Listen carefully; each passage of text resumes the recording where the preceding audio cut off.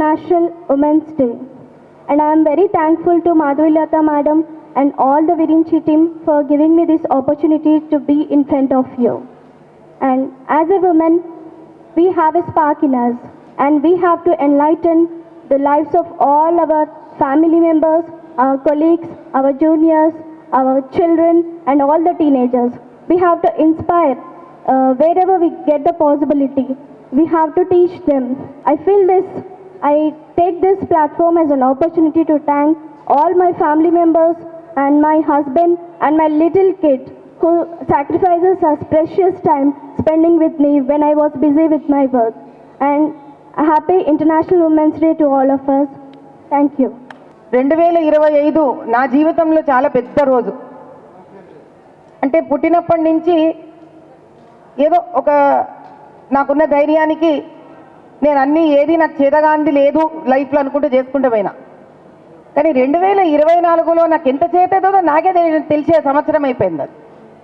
అంటే 2024లో నాకేం అర్థమైందంటే ఇది అవ్వదు, ఇంపాసిబుల్ అనే ఒక పదం జీవితంలో ఉండదు అని తెలుసుకున్నాను. అంటే ఒక వ్యక్తి నిర్ణయించుకుంటే, అది కూడా స్త్రీ, ఒక స్త్రీ నిర్ణయించుకుంటే నేను ఇది చెయ్యాలి అని నిర్ణయించుకుంటే కన్నా ఆమె చెయ్యలేని పని లేదు అని నాకే పరిచయమైన సంవత్సరం 2024. నిజం చెప్పాలంటే మనం ఎన్ని సినిమాలు చూస్తామో రియల్ స్టోరీస్, నిజమైన కథల మీద సినిమాలు తీస్తారు. ఆ నిజం కథల మీద సినిమాలు తీసిన ప్రతి సినిమాలో స్త్రీ గొప్పతనం కనిపిస్తుంది మీకు. మీరు ఒకసారి ఆలోచించి చూడండి. ఒక ఫ్లైట్ని కాపాడినారు, హైజాక్ అయిన ఫ్లైట్ని కాపాడినారని నిజం సినిమా తీస్తే అందులో మీరు చూసే ఏరోస్టర్స్ అందరూ ఆడవాళ్ళే కాపాడతారు ఆ ఫ్లైట్ని. ఓ దేశాన్ని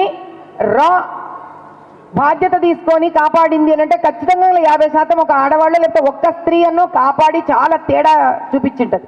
ఒక తల్లి తన జీవితాన్ని పణంగా పెట్టి పిల్లల్ని కాపాడింది అనే ఒక నిజమైన స్టోరీలు మనం చూస్తే కనుక తండ్రి కన్నా ఎక్కువ కాపాడి ఉంటుంది ఆమె. కానీ ఓ టికెట్లు అమ్ముడు పోవాలని కానీ డబ్బులు రావాలని కానీ తీసే సినిమాలు ఉంటాయి.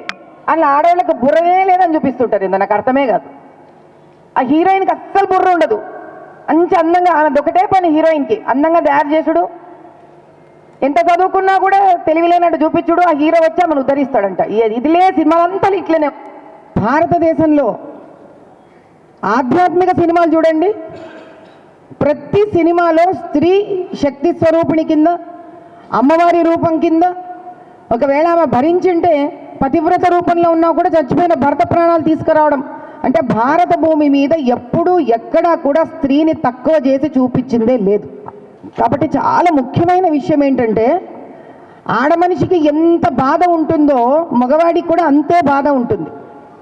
మన దగ్గర ఎక్కడ కూడా పురాణాలలో ఎక్కడ కూడా మగవాళ్ళు ఏడవకూడదని రాసలేదు. అదో ట్రెండ్ అనమాట. మరి పాశ్చాత్య నాగరికతలో నాకు తెలియదు, ఏదో నాకు తెలియదు, కానీ మగవాళ్ళు ఏడవకూడదు, వాళ్ళని ఏడవనీయకుండా చేసేసి, వాళ్ళు మంచి మెత్త మనసు ఉన్నా కానీ వీడిది గట్టి మనసు అని చేసేసి, ఆడవాళ్ళకి ఏడుపు రాకపోయినా ఏడుపు తెప్పించేసి, వాళ్ళకి చాలా చాతనయ్యి మంచి బలం ఉండి మేము ఇది చేయగలమంటే కూడా నీకు చేత కాదు అని వాళ్ళ నీళ్ళలో కూర్చోబెట్టేసి. ఎందుకు జరిగింది ఇదంతా అంటే మన మీద ఎన్ని ఆక్రమణలు అయితే జరిగినాయో ఆ ఆక్రమణలో వాళ్ళు తెలుసుకుంది ఏంటంటే అరే భారత భూమి ఇంత గట్టిగా ఉంది, ఇక్కడ మస్తు డబ్బులు ఉన్నాయి, ఇక్కడ పంటలు బాగా పండుతున్నాయి అంటే ఒక కారణం, ఇక్కడ ఆడ మనిషికి చాలా మర్యాద ఉంది, ఆమె చాలా గట్టిది, ఈమె శక్తిని ఇక్కడ ఉన్న మగవాళ్ళు గుర్తించిండ్రు అని ఎప్పుడైతే తెలుసుకున్నారో వాళ్ళు ఈ మగవాళ్ళకి లేని పోలికలు మగవాళ్ళకి, ఆడవాళ్ళకి లేని ఆలోచనలు ఆడవాళ్ళకి తలలో ఎక్కించేదాకా ఊరుకోలే. ఇప్పుడు కూడా ఇంటికి పిల్లలు కొంచెం లేట్ వస్తే అమ్మ కన్నా నాయనకే గుబులు ఎక్కువ అవుతుంటుంది. ఆడ టెన్షన్ పడుతూ ఉంటాడు. అమ్మనే లాజిక్ ఇస్తుంటుంది, ఇంటి టెన్షన్ పడకు, వస్తారు కానీ ఇంటికి బస్ లేట్ అయింటుందేమో, ఇది లేట్ అయింటుందేమో. నిజం చెప్పాలంటే భార్యనే ఇస్తుంది శక్తి భర్తకి. కాబట్టి మనం తెలుసుకోవాల్సిన విషయం ఏంటి అంటే నాన్నకి కూడా చాలా మెత్త మనసు ఉంటుంది, నాన్నకు కూడా ప్రేమ ఉంటుంది, బాధ ఉంటుంది. భార్య కూడా చాలా తెలివైంది, గట్టి మనిషి, నిర్ణయాలు తీసుకోగలుగుతుంది. ఎందుకంటే మనిషి అన్నాక అందరికీ బాధలు ఉంటాయి, అందరికీ ఒకటే రకమైన తెలివితేటలు ఉంటాయి. కానీ నిర్ణయం తీసుకునే శక్తి మగవాళ్ళ కన్నా ఆ ధైర్యంగా ముందుపడి ఒక శక్తి తీసుకొని ఆలోచించకుండా దూకే శక్తి స్త్రీకే ఉంటుంది. అందుకే ఆమె పిల్లల్ని కంటది, ఆలోచించి పిల్లలు కన్నామే, నేను చచ్చిపోతా అని తెలిసి కూడా పిల్లలు కంటది. అంటే ధైర్యం ఆమె కన్నా మించి ఎట్లా ఉంటుంది ఏడకన్నా నాకు అర్థం కాక. ఇది ఒక్కటి చాలు. ఏమంటారమ్మా, పిల్లల్ని కానీ ఒక్కటి చాలు. ఝాన్సీ లక్ష్మీబాయి బిడ్డను వెనకేసుకొని బిడ్డ పోతాడేమోనని, సరే వాడి ముందు నేనున్నా, నేను చచ్చినా కదా వాడు పోతాడని వేసుకొని ఇంట పోనే పోయింది ఆమె. కాబట్టి ఆడ మనిషికి చాలా ధైర్యం ఎక్కువ. ఇప్పటి నుంచైనా మీరు ఇళ్లలో పోయినప్పుడు మీకు ఏడైనా కొంచెం టెన్షన్ వచ్చి భయం వేసిందంటే ఏం లేదు, ఆ ముచ్చట పోయి భార్యకు చెప్పండి, ఆమె చెప్తుంది ఏం చేయాలో. అది చేయండి, చేయకపోండి వేరే కథ. ప్రపంచానికి మనం చూపించాలి భారతదేశంలో స్త్రీ గొప్పతనం మనం తెలుసుకున్నామని. పురుషుడు ఎప్పుడైతే ఒప్పుకొని చూపిస్తాడో భారత భూమి విశ్వగురు అవ్వడానికి ఇంకా వేరే ఏ కారణం లేదు ఆపడానికి. మనం ఇక్కడ స్త్రీ తీసుకుపోతుంది దేశాన్ని ముందుకి, కానీ దాన్ని మీరు ఒప్పుకోవాలి. మీ ఇళ్లల్లో, మీ ఆఫీసులలో, మీరు ఉద్యోగం చేసే రంగాలలో ఎక్కడైనా కూడా స్త్రీ ఎంత ఉత్తమురాలో తెలుసుకోవాలి, ఆమె ఎంత చెయ్యగలదో తెలుసుకోవాలి. తక్కువ అంచనా వేయకండి ఆమెను, మీరు సలహా ఇవ్వండి. మగవాడిగా భర్తగా మీరు సలహా ఇవ్వాలి. ఏది కంప్లీట్ అవ్వదు, కానీ కలిసి మెలిసి చేయడంలో ఉన్న గొప్పతనం ఎందులోనూ లేదు. और खास कर रमज़ान चल रहा है, बहुत ही पाक महीना है. मैं अपने सारे मुसलमान भाइयों से गुजारिश करती हूँ, अगर हो सके आज इफ्तार का खाना आप पका के घर के औरतों को खिलाइए, अगर हो सकता है तो. शायद इससे बढ़कर इंटरनेशनल वुमेन्स डे के दिन आप क्या तोहफा दे सकते हो. मुझे यकीन है परवरदिगार भी बड़े खुश हो जाएंगे आज के दिन, क्योंकि रोज तो वैसे चूल्हा जलाती रहती है औरत. अगर आज रमजान के दिन इफ्तार के लिए अगर आप उनको खाना बनाकर देंगे तो खुदा भी बड़े खुश हो जाएंगे आज के दिन. ఇది కాకుండా ఈరోజు ఇట్లనే సంవత్సరం క్రితం లోపల చారిటబుల్ ట్రస్ట్ నుంచి నాకు ఒక మంచి పని చేయాలని ఆలోచన వచ్చింది. అమ్మవారికి పూజ చేస్తుంటే అనిపించే, అరే రోజు అమ్మవారికి 1008 పేర్లు అంటే 1008 నేమ్స్ అమ్మవారి గొప్పలు చెప్తా కూర్చొని ఉంటాం. మేమందరం కుంకుమార్చనలు చేస్తూ ఉంటాం. కానీ ఆ కుంకుమార్చన అమ్మవారికి చేయడం అంటే ఏంది అంటే, అమ్మవారికి ఉన్న ప్రతి పేరు ప్రతి స్త్రీలో ఉంది అని గుర్తించడమే అర్థం అది. అంతేగాని ఆమెకు పూజ చేసి చప్పట్లు కొట్టి గంట కొట్టి అమ్మ నువ్వు నాకు రేపు పొద్దున ఉద్యోగం ఇయ్యి, రేపు పిల్లకి పెళ్లి చేయి, నాకు ఆస్తి ఇయ్యి, లిటిగేషన్లో ఉంది భూమి, మంచిగా చెయ్యి అన్నది కాదు. అంటే 1008 అంత గొప్పతనం ఒక అమ్మవారిలో ఉందంటే ఆ గొప్పతనం స్త్రీలలో ఉంది అని ముందు మేము గుర్తించుకోవాలి స్త్రీలము, తర్వాత మీరందరూ కూడా గుర్తించాలి. అందులో మొదటి పేరు వస్తుంది, లలితా సహస్రనామంలో మొదటి పేరే అమ్మ అని వస్తుంది. శ్రీమాత శ్రీ మహారాజ్ఞి శ్రీమత్ సింహాసనేశ్వరి చిదగ్నికుండ సంభూత దైవ కార్య సముద్యత. అంటే ఎత్తుకుంటూనే శ్రీమాత అంటే అమ్మ నువ్వు తల్లివే, అమ్మవే, అందరికీ నువ్వు అమ్మ. ఆ తర్వాత నువ్వు మహారాణి అని చెప్తారు, చాలా చెప్తారు, కానీ అది కాదు ముఖ్యం మనకి. అవన్నీ వేసేసుకుంటుంది ఆడామే. మగవాళ్ళు కూడా రాజులవుతారు, కానీ ఒక పురుషుడు కాలేంది, ఒక స్త్రీ చేయగలిగింది బిడ్డలను కానీ తల్లి అవ్వడం. ఇది నాకు ఎప్పుడైతే అనిపించానో, పోయిన సంవత్సరం 1008 కాన్పులు బీద ఆడవాళ్ళకి, ఎందుకంటే అప్పట్లో మనకి ఆరోగ్యశ్రీలో లేకపోయిండే. ఇది ఆరోగ్యశ్రీలో అప్పట్లో we didn't have the package for deliveries. So అనిపించింది, అరే పాపము ఒక బిడ్డ రావడం అంటే, మన హాస్పిటల్ పోయినా కూడా బిడ్డ రావడం అంటే ఖుషి మనకి పండగ లెక్క, అదేం రోగం కాదు. బిడ్డ అప్పు చేసి బిడ్డ పుట్టిండంటే ఆ జీవితం అంతా బిడ్డకి ఎట్లుంటుంది, బరువు ఉంటుంది గుండెల మీద. అరే అప్పు అయితే నేను పుట్టినా అని. కాబట్టి కనీసం ఒక 1008 కాన్పులైనా మనము ఫ్రీగా చెయ్యాలి నార్మల్ డెలివరీసు అని ఒక ఆలోచన వచ్చి ఆ పథకం అప్పుడు లోపముద్ర చారిటబుల్ ట్రస్ట్ నుంచి పెట్టినా. నాకు చాలా సంతోషం ఏంటంటే పాత బస్తీ నుంచి तकरीबन 60 से 70% पसमंदा मुसलमान औरत इसका फायदा उठाए. मुझे बहुत अच्छा लगता है इस बारे में. ऊपर वाला जो मुझे मौका दिए उनकी खिदमत करने का मुझे बहुत अच्छा लगता. क्योंकि एक सोच रहनी अलग बात है, लेकिन सोच को आम जनता और जो आर्थिक से पिछड़े हुए हैं उनके लिए कुछ कर पाना और वो कर सकना भी एक ऊपर वाले का देन और आशीर्वाद है. ఈ సంవత్సరం అనిపించే ఈ ఆరోగ్యశ్రీ నుంచి ప్రైవేట్ హాస్పిటల్లకు నీ ట్రాన్స్ప్లాంటేషన్ తీసేసిరి, ఎత్తగొట్టేసినారు. మరి ఎంతమందికి తెలుసో లేదో నాకు తెలీదు.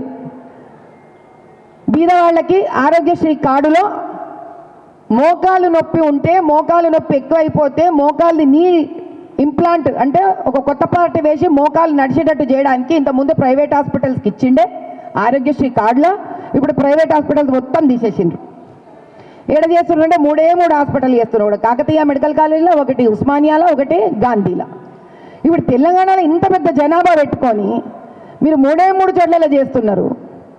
ఎట్లా పోవాలి? ఇది ఎప్పటికి సరిపోవాలి? మరి ఆయుష్మాన్ భారత్లో ప్రధానమంత్రి మోదీ గారు పెట్టినారు ఈ పథకం. ప్రధానమంత్రి మోదీ గారు ఆయుష్మాన్ భారత్లో మోకాల్ రిపేర్కి పథకం పెట్టిండ్రు. పోనీ అదన్నా తీసుకొని సేవ చేద్దాం రా దేవుడా అంటే అది ఓపెన్ కానీదు. ఎందుకని? మనం అందరూ తెలుసుకోవాల్సింది ఒకటి ఉందిడా. ప్రధానమంత్రి గారు సెంట్రల్ ఫండ్స్ ఆరోగ్య రీత్యా డబ్బులు వస్తాయి, కానీ రాజ్యాంగంలో ఒక విచిత్రం ఉంది. హెల్త్ అంటే ఈడ స్టేట్ డిక్లేర్ చేస్తుంది, స్టేట్ నిర్ణయం మీద ఆధారపడి ఉంటుంది. కాబట్టి ఆడకించి వచ్చినా కూడా ఫండు మీరు ఆయుష్మాన్ భారత్ కింద ఒక ఐడి కార్డు తయారు చేసుకొని ఉండదు, ఆరోగ్యశ్రీ లాగా మీరు వాడుకోలేరు దాన్ని. అప్పుడు నాకు అనిపించే, అరే రోడ్డు ఉడిచి ఆడవాళ్ళు ఉంటారు, ఆ ఇళ్ళకి వెళ్ళి పాపం గిన్నెలు దోమి పనిచేసి ఆడవాళ్ళు ఉంటారు, వాళ్ళు కూర్చొని లేచి అదే ఒక కార్యక్రమం అంటే దాంట్ల మీదనే ఇప్పుడు రోజు కూలీలు చేసే వాళ్ళు ఉంటారు. ఎట్లా వాళ్ళ పనే మోకాలు అరగొట్టుకున్నాడు. ఇక పిల్లలు కాని తర్వాత రక్తం పోయినాక నెల అయ్యే ముట్ల వల్ల శరీరంలో ఎంత కాల్షియం పోతుంది. ఏడ చెప్పుకుంటారు వాళ్ళు? ఈ కర్మ కొద్ది భర్త కూడా పోయింది అనుకో, ఆ పిల్లల్ని ఎట్లా సాకాలే? ఆ మోకాలు పోతే ఎట్లా పోవాలి వాళ్ళు?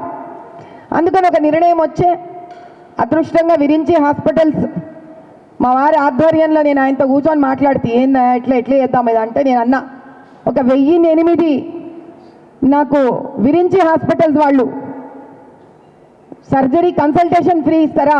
ఇస్తామన్నారు. సరే కన్సల్టేషన్తో ఏమవుతుంది? సరే డిసైడ్ అయింది అనుకుందాం మోకాళ్ళు చేయాలి అని. మరి దాని ముందు టెస్ట్లు, మీరు సర్జరీ ముందు టెస్ట్లు ఫ్రీగా చేస్తారా? టెస్ట్లు ఫ్రీగా చేస్తాం. ఇక టెస్ట్లు అయిపోయి ఇవి చేయాల్సిందే మోకాలు. మరి మాకు ఎంఆర్ఐ ఎక్స్రే ఫ్రీగా చేస్తారా? ఎంఆర్ఐ ఎక్స్రే కూడా ఫ్రీ చేసేస్తాం. మరి ఇవన్నీ అయినాక ఇప్పుడు మోకాలు మార్చాలి, మరి ఆ సర్జరీ కూడా ఫ్రీ చేస్తాం పోండి. సో మరి సర్జరీ అయినాక 3 రోజులు హాస్పిటల్లో స్టే, సరే అది కూడా ఫ్రీ పో అనేది. సరే ఇది ఫ్రీ అయినాక మళ్ళీ ఫిజియోథెరపీ అది కూడా ఫ్రీ, భోజనం ఫ్రీ. నువ్వు నాకు సర్జరీకి ఏం డబ్బులు కట్టక్కర్లే, ట్రస్ట్.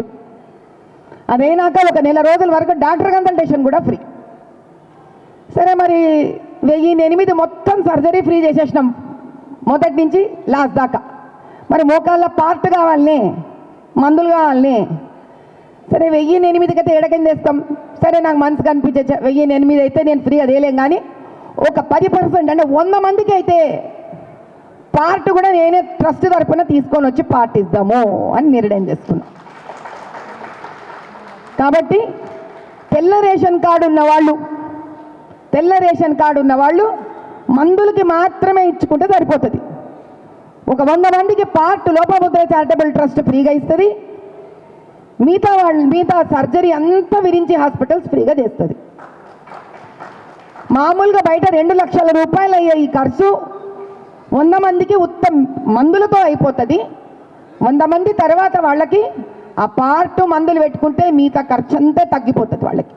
అంటే సుమారు 2 లక్షల రూపాయలల్లో 1,10,000 1,15,000 వరకు ఫ్రీ వెళ్ళిపోతుంది వాళ్ళకి.